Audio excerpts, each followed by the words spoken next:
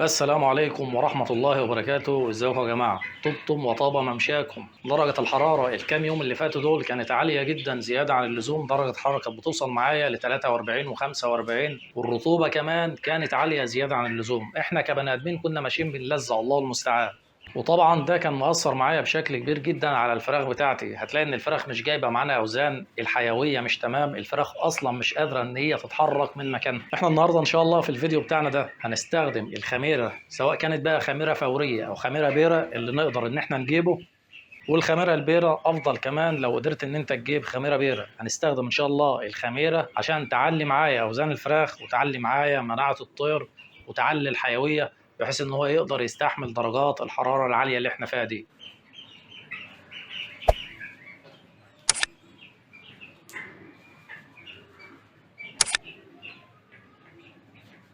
وطبعا الخميره مش لوحدها اللي هي هتظبط معايا الفراخ وهتعلي معايا درجات الحراره. الخميره حاجه من الحاجات اللي احنا بنعملها. يعني انا ما يبقاش حاطط العلف قدام الفراخ طول النهار في الحر اللي احنا فيه ده، والله لما احط شويه خميره الفراخ بتاعتها هتتظبط. لا، احنا لازم طول النهار بنشيل العلف من قبل الظهر لبعد العصر. انا شايل العلف قدامكم اهو، مفيش علف قدام الفراخ من قبل الظهر لبعد العصر. التهويات بتاعتي مفتوحه على وسعها، بغير الميه اول باول طول النهار بميه ساقعه، ميه فتره من الحنفيه. وبعمل الخلطه بتاعه الخميره الفوريه او الخميره البيره اللي موجوده عندك. بكده بالحاله دي انا بقدر ان انا اظبط الفراخ بتاعتي وتعدي معايا في الايام الحر دي. الاول النهارده الفراخ بتاعتنا عمرها 18 يوم. عمر 18 يوم وانا وسعت للفراخ في المكان كله على قد ما اقدر. زي ما انتم شايفين ما شاء الله، مش مستني ان الفراخ تكبر عشان اوسع، لا انا بوسع عشان الفراخ تزيد معايا. درجات الحرارة عالية زيادة عن اللزوم، انا عاوز ادي للفراخ براح، عاوز اخلي الفرخ يقدر ان هو يتنفس. ما يبقاش الفراخ ملمومة جنب بعضها ومكتومة وكاتمة نفسها والكلام ده. يبقى لازم اوسع في المكان بتاعي كله بدري، ما استناش لما اكتم الفراخ. وسبحان الله الدوره ديت انا كده كده كنت قايل لكم هنعمل دوره ساسو، فالفراخ اللي عندنا طبعا كلها ساسو. بس المفارقه بقى ان كان فضل عندي بتاع 5 فرخات بس بيض، حاجه بسيطه جدا. حطيناهم مع الفراخ الساسو موجودين في وسط الفراخ الساسو بتاعتنا، وده سبحان الله عشان نعمل مقارنه ما بين الفراخ البيضه والفراخ الساسو اللي احنا مربينها دي. واصلا احنا كمان مدخلين جميزه مع الساسو، فهنشوف الفرق ما بين الثلاث انواع دول في الحر ده. لو تلاحظوا شوفوا الفراخ البيضاء قاعده مكانها مش قادره تتحرك، مش قادره تتنفس، بتلحلح بشكل كبير جدا. لكن الفراخ الساسو ما شاء الله على النقيض تماما. اي نعم بتلحلح، واي نعم الحر مأثر عليها، لكن ما شاء الله عليها حركتها اعلى من الفراخ البيضاء بكتير. بتقدر ان هي تجري وتتنفس وبتلعب، فهي حيويتها ومناعتها واستحمالها للحر اعلى بكتير من الفراخ البيضاء. لذلك انا دايما بقول اللي عنده مكان فوق على السطح يجيب ساسة او بلدي وبلاش الفراخ البيضاء. بالنسبه بقى للفراخ الجميزه فهي نفس الكلام، هي عامله بالظبط زي الفراخ الساسو، مناعتها اعلى وحركتها اعلى ويمكن كمان اعلى من الفراخ الساسو. الثلاث ايام اللي هم يوم 17 و18 اللي هو النهارده اللي احنا فيه ده و19 بكره باذن الله، بنشتغل طول النهار املاح معدنيه، وبنشتغل بالليل الف د 3 ايه الفيتامينات. يبقى انا طول النهار املاح، طول الليل فيتامينات، تمام كده. طب انا هعمل خلطه الوقت اللي هي الخميره مع العسل الاسود، وهتشوفوها الوقت باذن الله في نهايه الفيديو. فدي هتبقى امتى؟ دي هتبقى في الوقت الفاصل ما بين سقوة النهار فترة الحر وما بين سقوة الليل اللي هي الفترة بتاعة الألف د 3 اهي. فأنا طول النهار حاليا أهو، أنا بالنهار درجة الحرارة زي ما أنتم شايفين عالية باين على الفراخ. بحط الأملاح المعدنية وبسيب الفراخ بتاعتي تشرب طول النهار، وزي ما انتم شايفين زي ما قلنا العلف مرفوع. وهاجي بالليل باذن الله احط الخلطه بتاعتي اللي هي الخميره الفوريه مع العسل الاسود. يا دوب بنعمل الخلطة حاجة قيمة ربع سقاية ولا بتاع، بحيث تخلص بدري بدري. وبعد كده احط الفيتامينات بتاعت اللي هي الالف د 3 ايه. دلوقتي يا جماعة احنا بقينا بالليل خلاص اهو. زي ما انتم شايفين انا شايل المية من قدام الفراخ، معطش الفراخ بقالي بتاع ساعتين بحيث ان انا اعمل لهم الخلطة. لاحظوا بقى كده حيوية الفراخ معايا ما شاء الله. حتى الفراخ البيضاء اللي ما كانتش قادرة تتحرك بالنهار بدأت ان هي تجري وتتحرك معايا ايه. درجة الحرارة هدت شوية النهارده ما شاء الله، بدأ يبقى فيه نسمة هواء عن اليومين اللي فاتوا دول. يعني اليومين اللي فاتوا كان الجو حر نهار وليل، مفيش هواء اساسا ولا بالنهار ولا بالليل. وربنا يبارك الدنيا بدأت ان هي تفك شوية، يعني الله المستعان. هنعمل بقى الخلطة بتاعتنا الخميرة الفورية مع العسل الأسود. هنجيب باكو خميرة فورية. طبعا الخميرة الفورية موجودة في أي ماركت، يعني أي سوبر ماركت هتروح تجيب منه باكو خميرة فورية زي اللي معايا ده. وهنفضي باكو الخميرة الفورية على نص السقاية، بس على نص سقاية المية. بحيث ان احنا نعمل نص ساعه وتخلص بدري بدري يعني.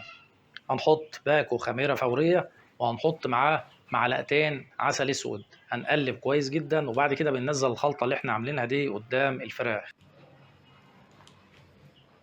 ما شاء الله الفراخ بتسحب الميه بشكل كويس جدا. احنا كنا معطشين قبل الخلطه في حدود ساعتين، لما بننزل الخلطه الفراخ بتسحب معانا الميه بتاعتنا، وده اللي احنا عاوزينه. احنا عاوزين الفراخ تسحب الخلطه خلال ساعتين بتاع، بحيث ان احنا نخلص الخلطه دي وبعد كده نحط الفيتامينات اللي هي الالف د 3 اهي. اتفقنا ان احنا الثلاث ايام 17 و18 و19 بشتغل الف د 3 اهي بالليل، واملاح معدنيه طول النهار، تمام. فانا عامل الخلطه في الوقت اللي هو الفاصل ما بين الاملاح المعدنيه بتاعه النهار وما بين الالف دال بتاعه الليل. والخلطه ده يا جماعه بتعلي معايا الاوزان بشكل كبير جدا. يعني انا اتحدى فعلا اي حد يقول لي انا عملت خلطه الخميره الفوريه وما زودتش معايا اوزان الفراخ. احنا شغالين بيها بقالنا مده طويله، اكتر من دوره، وبسم الله ما شاء الله كانت بتطلع معانا اوزان فوق الممتاز. غير ان هي كمان بترفع معايا مناعه الطير وبتزود حيويته، وده اللي انا محتاجه في الايام الحر اللي احنا فيها دي. من بعد ال10 ايام نقدر نعملها عادي، مفيش اي مشكله. يعني مش شرط ان انت تستنى لما الفراخ تكبر وتقول ابتدي اعمل الخلطات اللي بتزود الوزن. طب ما انا لما الفراخ تكبر واجي اعمل الخلطات اللي بتزود الوزن وتعلي معايا الحيويه وتعلي معايا المناعه، هيكون اصلا الفراخ لو متاخره في الوزن اتاخرت معاك خلاص. انت هتيجي تعمل امتى بقى؟ يعني بعد ما خراب ملطه. فاحنا بنبتدي نعمل الخلطات بتاعتنا من بدري، من بعد ال10 ايام الاولانيين نعمل الخلطات اللي بتزود الاوزان. لاننا لو استنينا على ما نعمل الخلطات دي وهي كبيره، طب الفراخ لو متاخره انت هتضطر ان انت تستنى كمان على الاقل 10 ايام زياده فوق مده الدوره. فاحنا بنيجي بعد عمر 10 ايام ان شاء الله ونقوم عاملين خلطه الخميره الفوريه مع العسل الاسود على الاقل مرتين في الاسبوع. يعني انا بعملها مثلا النهارده، انا عملتها النهارده 18 اهو، اقوم مريح يومين واجي اعملها على اليوم 21 مثلا. يبقى انا كده على الاقل مرتين في الاسبوع، من مرتين لثلاثه في الاسبوع. وهي مش محتاجه ان انت تسيبها طول اليوم قدام الفراخ ولا حاجه، زي ما قلنا ده هي ساعتين بس. يعني حتى لو بحط علاجات فانا بعملها في الوقت الفاصل ما بين العلاج والعلاج، مفيش اي مشكله، لا بتهبط فرخ ولا بتاع، بالعكس ده هي بترفع معايا المناعه وبتعلي معايا الحيويه وبتظبط معايا الفراخ، تمام كده. وبرضه لما نيجي نعملها بالليل افضل بكتير من ان احنا نعملها بالنهار. انا اصلا طول النهار شايل العلف من قدام الفراخ لان درجات الحراره عاليه زياده عن اللزوم. فلما اجي انا عاوز الفراخ بتاعتي تسحب معايا علف وتستفاد معايا من العلف، فاحط الخلطه دي بالليل افضل. لما اعملها بالليل في الوقت اللي انا حاطط فيه العلف، كده كده احنا بنحط العلف طول الليل، ففي الوقت اللي انا حاطط فيه العلف الفراخ هتسحب معايا علف وهتستفاد منه، لان الخميره اصلا بتخلي الطير يستفاد من كل حبايه علف بياكلها. الخميرة بتعتبر انزيمات هضمة، يعني أول ما بياكل الطير العلف بتهضم له العلف ده وبيستفاد من كل القيمة الغذائية اللي موجودة في العلف، بتحول العلف للحم بشكل مباشر. فلما أجي أعمل الخلطة بتاعت الخميرة الفورية والعسل أعملها بالليل، ما أعملهاش بالنهار، تمام؟ في ناس بتقول لك خليها الصبح بدري، الكلام ده لا، أفضل وقت خليها بالليل.